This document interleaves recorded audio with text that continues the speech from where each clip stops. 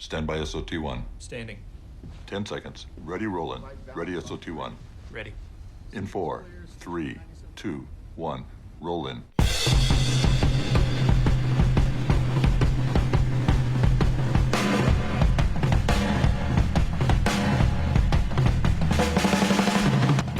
From legendary Uncle Studios in beautiful Southern California, welcome to another edition of Work Comp Matters, the central location for you employees, you employers, and of course, we haven't forgotten about you damn independent contractors. And now, here's this week's edition of Work Comp Matters. 12 noon straight up, June 2nd. Good afternoon, everybody. My name is Steve Appell. Welcome to another edition of Work Comp Matters. We are brought to you by the workcompcentral.com. If you want the number one location for workers' compensation in both California and around the United States, check out the workcompcentral.com. They've got a free 7-day offer. And if you want to pick up their services, I have them. You should too. It's only $1 a day.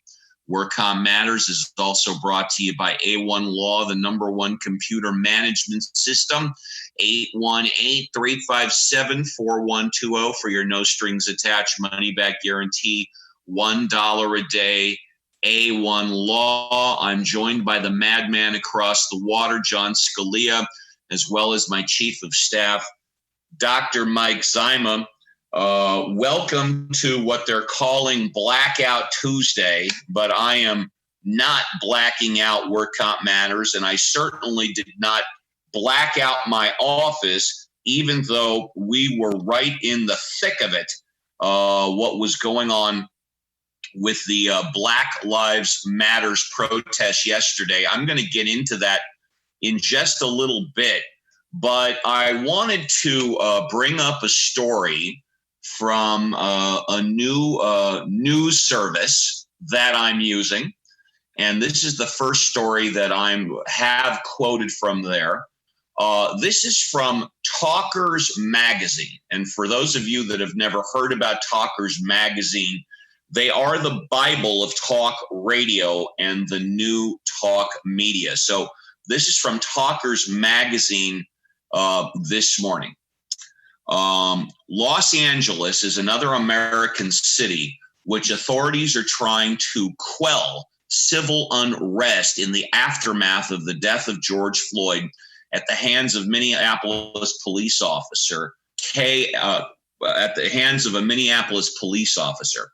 KFI Los Angeles, which on the strength of a 5.5 share in Nielsen ratings, shot to number one in the Los Angeles market, has been front and center in covering the story. Program director Robin Bertolucci tells Talkers that KFI was and will continue to be wall-to-wall on the story. KFI's news team, led by Chris Little, was all over this, covering the protest and the ensuing chaos. One of our reporters, Chris Carlo, was so close to the action in the Fairfax district that his tires on his car were slashed. In addition to covering it for KFI, we covered it with updates all weekend long for all of our iHeartMedia LA radio stations. Bertolucci shared with Talkers the content of the memo to all staffers sent Sunday. Quote, I want to remind everyone that as this situation unfolds, we are in news mode. This goes for all shows, news or talk. This is the time to tell people what's happening and explain all sides of the story. This is a dynamic situation, and we need to cover it clearly. First and foremost, we should try to refrain from drawing grand conclusions, making pronouncements, or adding to the overall tension and confusion. The tone is information and clarity.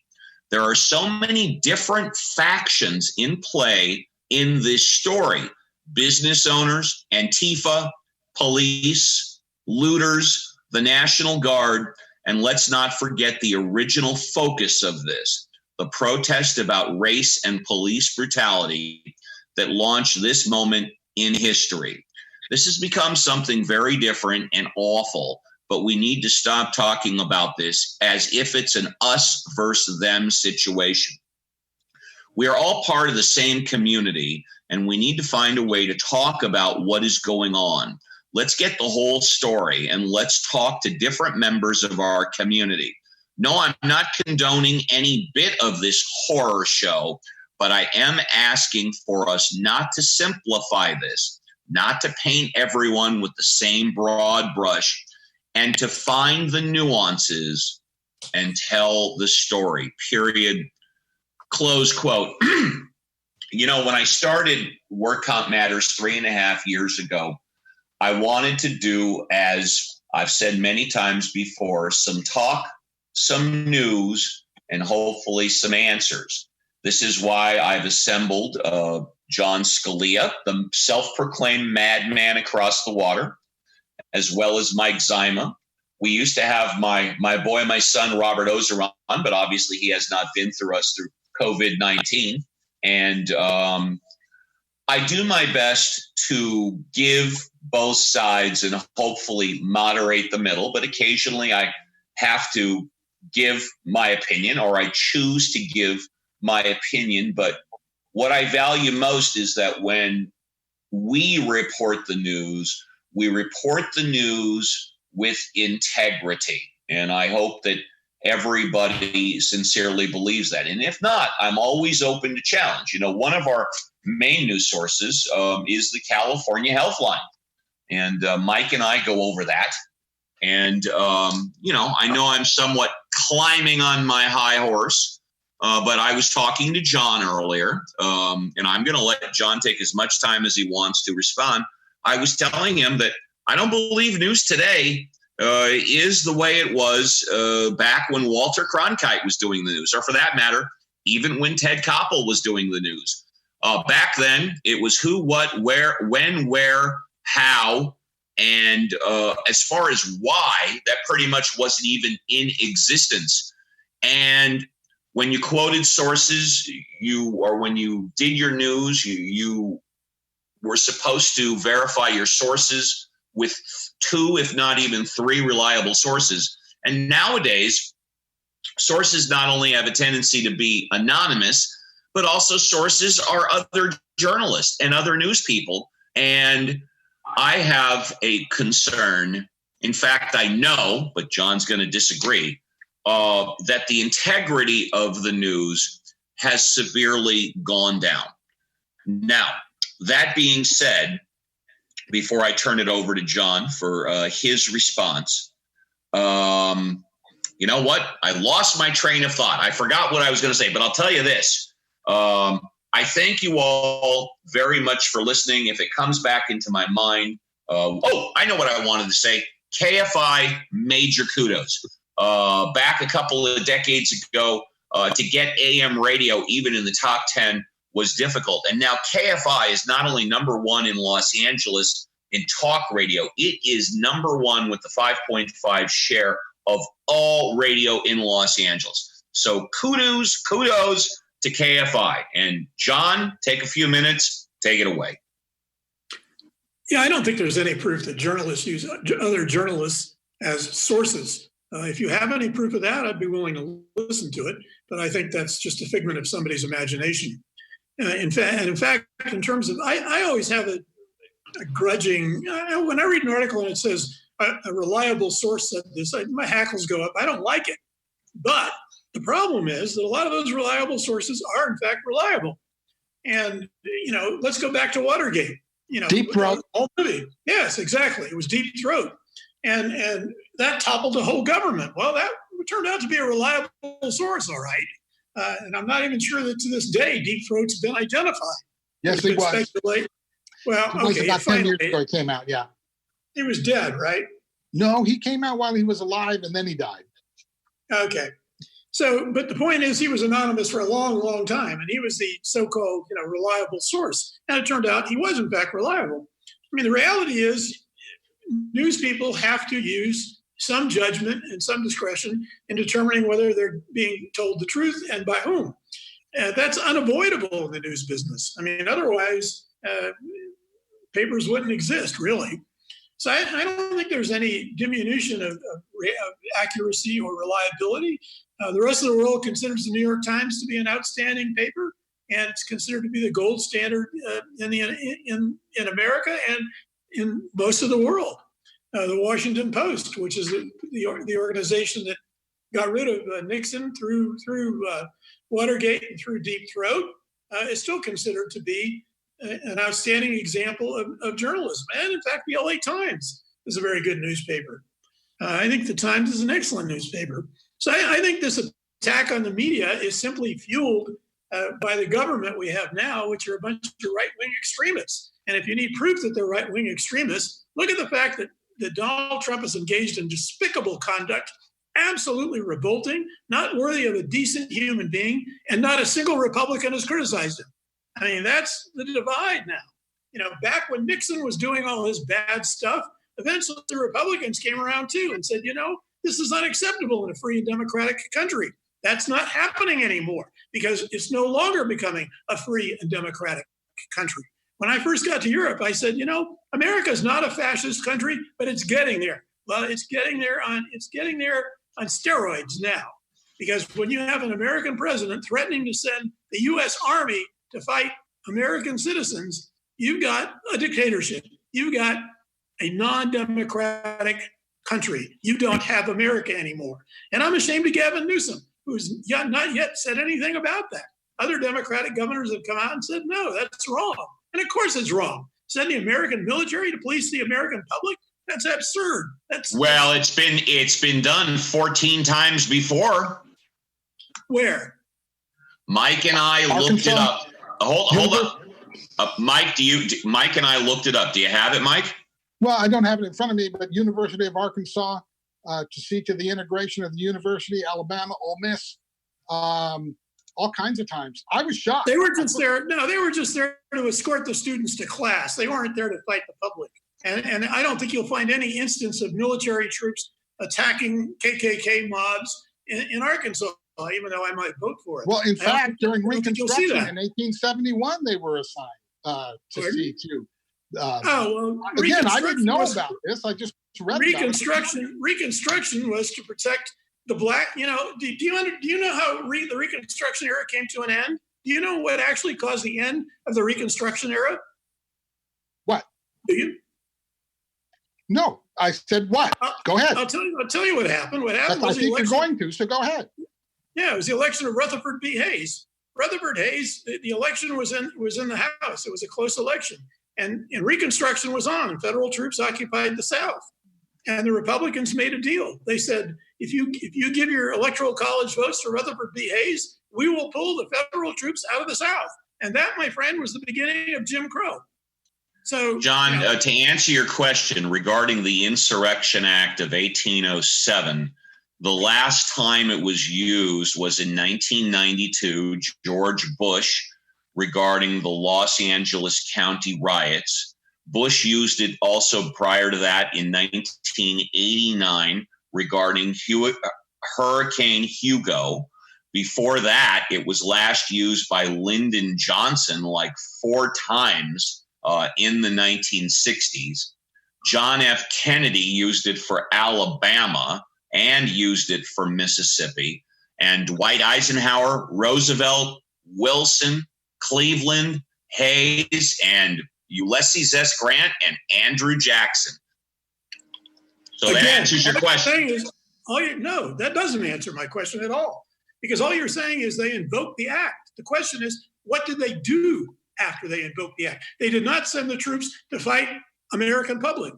I have no idea. I just heard about this act yesterday. Well, that's the first factual thing you've said, that you have no idea. Yes.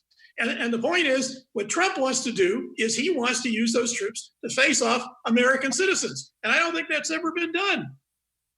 And it shouldn't be done. I don't even think it's constitutional. Mike, go ahead.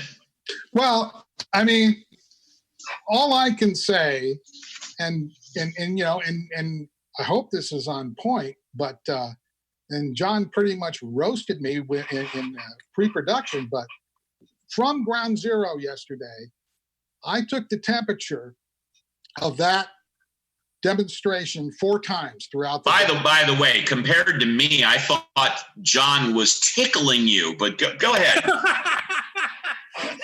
Well, John has a pen warmed up in hell, and God bless him for it, okay? But by the time 2:45 came around, I felt that I had to get out of Dodge. I felt threatened, and I did get out of Dodge.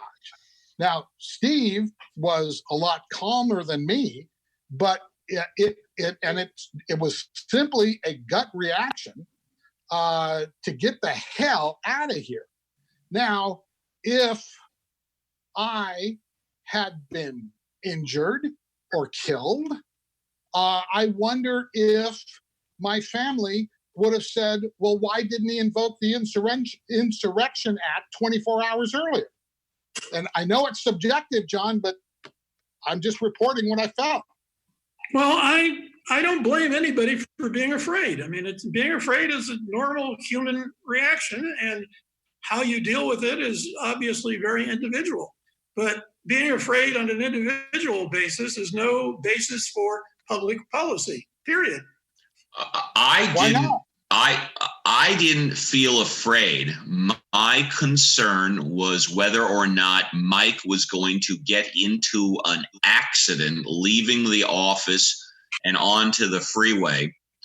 Mike left about 3:00 yesterday. I decided it was time for me and our assistant office manager, the ones remaining, that when we start to see the police presence with a perimeter around the area, my concern was being able to leave the office in a timely manner. So we closed the office at 3:30, and then we made it to the freeway pretty much rather timely. But I did not feel afraid for life, body, and person. Yeah. Well, it sounds to me that both of you acted, you acted totally rationally. And while Mike was reacting to his fear, he still acted in a rational manner. I mean, Thank you, John. I don't find any problem with what either one of you did. My point is that, that's not the basis for public policy. Well, I'm not trying to make public policy. Right, I get it, but I just do my best to report. I just do my best to report on it as objectively as possible. Cute. But Mike did try to make public policy out of it, because he just said, well, if something had happened to me, would my family not have said, should they have, used the Insurrection Act? And what's wrong with that? Because you're basing the question on what happens to one person. The policy of a country should not be based on what happens, at an event to one person. That's not a sound basis for public policy. Okay. However, John, and I'm a huge believer in cliches. When a congressman or a senator or even a president declares war, one thing they're always supposed to ask themselves is whether or not they would send their children to fight when considering that decision. And you can respond in a moment, but I want to say this in regards to what John and Mike just said. I would have felt less safe yesterday if there were military personnel with M16s lined along Van Nuys Boulevard rather than the way it was yesterday. I felt very safe with the police in what they were doing. But if you put military personnel out there, that would raise the hairs on the back of my neck. And I agree with you. I think military people are not trained in crowd control. And one thing I'm going to say, and people may find this surprising, is I think by and large, California has the best police in the country. I mean, California, I've represented LA cops and LA sheriffs, and I've represented management in both instances too.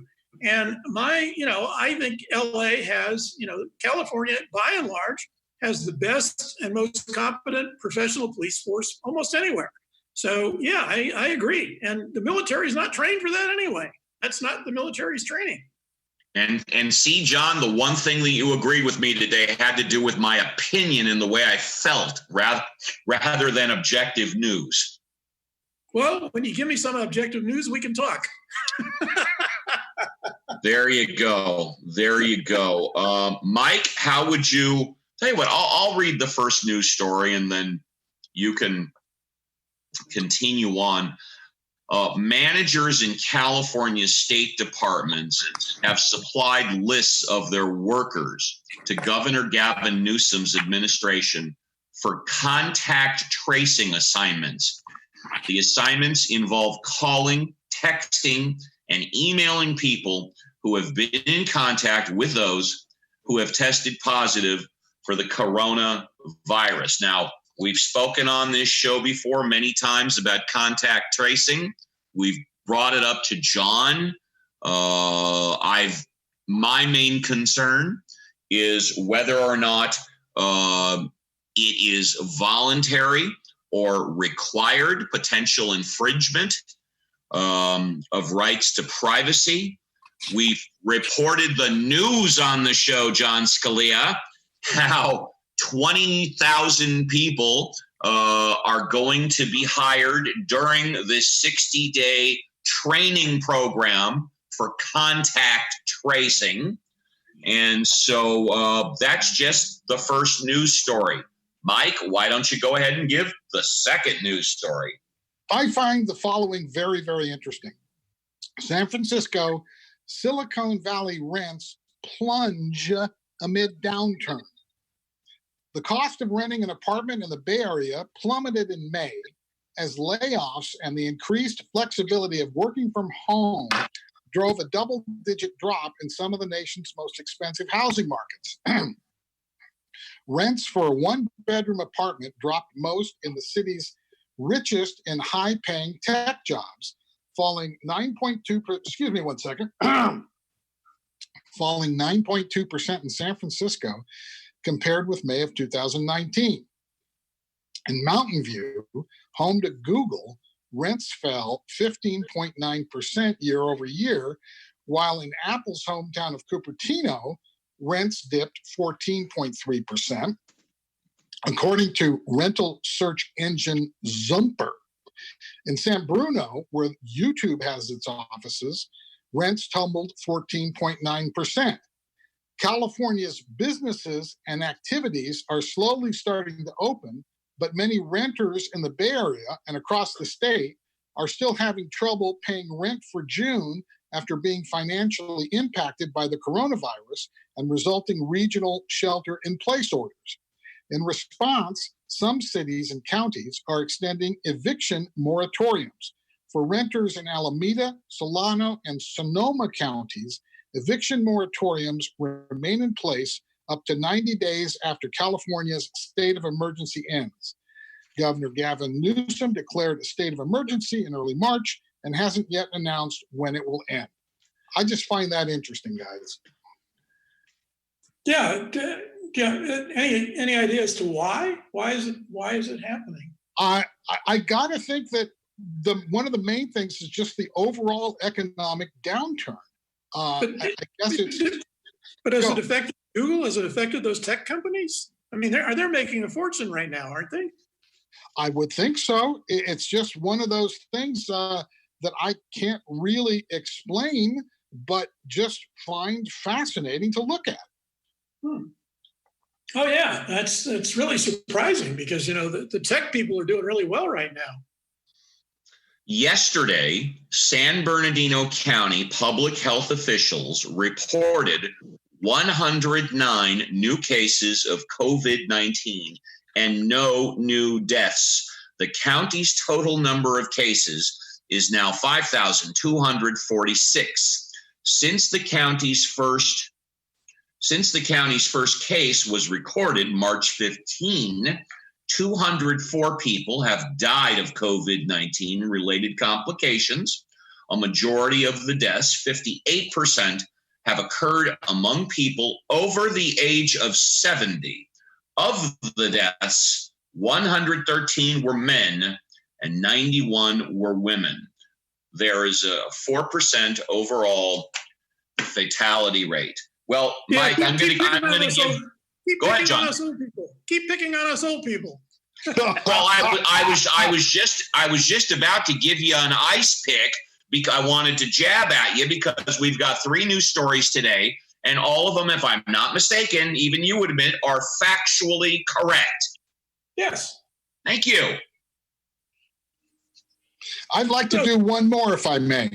And yes, and we'll do one more. We're going to give John the last shot to give a jab at me, and then I'll close out the show. My last shot's going to be a funny story. I was going to do more on Trump, but I want to give a funny story at the end so we can end on a laugh. All right, Mike, make it a quick news story. Okay, Sunday was the deadline for supplier BYD to secure safety certifications for its N95 particulate filtering respirators, but it did not meet that deadline, which had been extended after federal officials denied the company's previous application. California's contract with BYD, or Build Your Dreams, states that the deal is void and the company must forfeit all $495 million that the state prepaid for the N95 mask if it failed to obtain federal certification by the deadline. Governor Gavin Newsom was silent on the contract's fate Monday, a deal he cheered less than 2 months ago as the state scrambled to buy personal protective equipment for medical workers on the front line of the coronavirus pandemic. I got to see, what do you just say? Give me my $495 million back, please? But go ahead, John, with your chistoso stuff. Well, Newsom does have the Attorney General's office available to get the money back. But what I was going to say is, about a month ago or so, I saw this little ad in a German magazine for a spiffy running thing. As you all know, I'm an addicted runner. And it was one of those little devices that allows you to track your distance and your heart rate and your time and all that good stuff. And it was like only, $23. And, so I figured, well, I can't go wrong. So I ordered it. And of course, I was ordering in German from a German magazine. So the little device comes to me, and sure enough, it's spiffy and it looks great. I take it out of the box, and sure enough, the box comes with instructions. And like everything else in the world, it's made in China. When I take the instructions out of the box, guess what? The instructions are only in Chinese. I'm like, you got to be kidding me. I mean, in Europe, we usually get them in 5 languages, No. So, obviously I had no clue. So it took me about another 3 weeks before I actually found the app online that I need to operate the silly device. Okay. So I operate that. Then I still couldn't get it. Then I accidentally turned it on. So I got out for a run. And this was on Friday. I got out for a run. And amazingly enough, the thing worked. And it gave me the distance. It gave me the time. It was, I was really happy with it. I was on a bus. And it said, and if you want more, swipe here. So I'm swiping away at my little device. Because it's really a mini computer. And I'm swiping and swiping, and it says, more devices. And I thought, connect to more devices. I thought, wow, okay. So I press the connect to more devices. And what happens? I set off the alarm on the bus. I'm like, you've got to be kidding me, right? You didn't impact anybody's pacemaker, did you? I hope not. I don't want to tell the transit authority here that the alarm on their bus can be triggered by a $23 device. 1 minute, guys. One minute, guys. Were a lot of garage doors opening up as you were going down the street? No, but there were alarms going off. I mean, is that funny or what? You get it in? You get it in? Yeah. All right. Very good. Mike, burning thoughts, burning desires, thoughts? Negative. All right. Thank you both. For the madman across the water, John Scalia, my chief of staff, Mike Zyma, Scott Walton of Uncle Studio, all the good people back at Work Comp Central, including but not limited to Ms. Kristen Chavez. My name is Steve Appell. We'll see you again tomorrow at noon for another edition of Work Comp Matters.